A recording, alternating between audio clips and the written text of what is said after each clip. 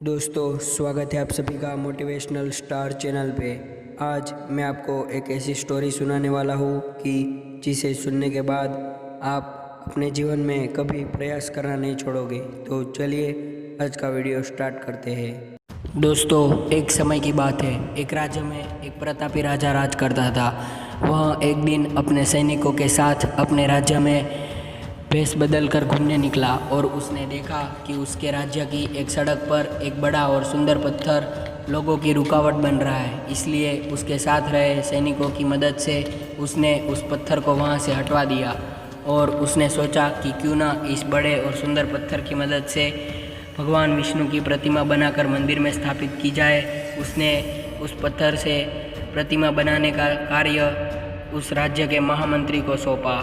महामंत्री ने अपने गांव के सर्वश्रेष्ठ मूर्तिकार को अपने पास बुलाया और वहां पत्थर दिखाते हुए बोला, महाराज, मंदिर में भगवान विष्णु की प्रतिमा स्थापित करना चाहते हैं। 7 दिवस के भीतर इस पत्थर से भगवान विष्णु की प्रतिमा तैयार कर राजमहल में पहुंचा देना। इसके लिए तुम्हें 100 स्वर्ण मुद्राएं दी जाएगी। 100 स्वर्ण मुद्राओं की बात सुनकर वह मूर्तिकार खुश हो गया और महामंत्री के जाने के उपरांत प्रतिमा का निर्माण कार्य प्रारंभ कर दिया। और उसने अपने औजार निकाले और अपने औजारों में से उसने एक हथौड़ा लिया और पत्थर तोड़ने के लिए उस पर हथौड़े से वार करने लगा, किंतु पत्थर वैसे का वैसा ही रहा। मूर्तिकार ने हथौड़े के कई पत्थर पर वार किए, किंतु पत्थर नहीं टूटा। 50 बार प्रयास करने के बाद मूर्तिकार ने अंतिम बार प्रयास करने का उद्देश्य से हथौड़ा उठाया, किंतु वह सोचकर उसने हथौड़े के प्रहार करने के पूर्व ही उसने हाथ खींच लिया कि जब 50 बार वार करने से ये पत्थर नहीं टूटा तो अब क्या टूटेगा। वह पत्थर लेकर वापस महामंत्री के पास गया और उसे यह कहकर वापस कर दिया कि पत्थर को तोड़ना नामुमकिन है, इसलिए इससे भगवान विष्णु की प्रतिमा नहीं बन सकती। महामंत्री को राजा का आदेश हर स्थिति में पूर्ण करना था, इसलिए उसने भगवान विष्णु की प्रतिमा निर्मित करने के लिए एक गांव के साधारण मूर्तिकार को बुलाया। पत्थर लेकर मूर्तिकार ने महामंत्री और पहले वाले मूर्तिकार के सामने ही एक हथौड़े की मदद से एक बार में ही वह पत्थर को तोड़ दिया।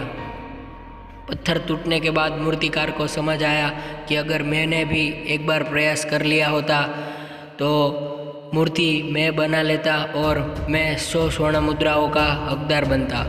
मित्रों, हम भी अपने जीवन में ऐसी परिस्थितियों से मिलते रहते हैं। कई बार किसी कार्य को करने के पूर्व या किसी समस्या के सामने आने पर उसका निराकरण करने के पूर्व ही हमारा आत्मविश्वास डगमगा जाता है और हम प्रयास किए बिना ही हार मान लेते हैं।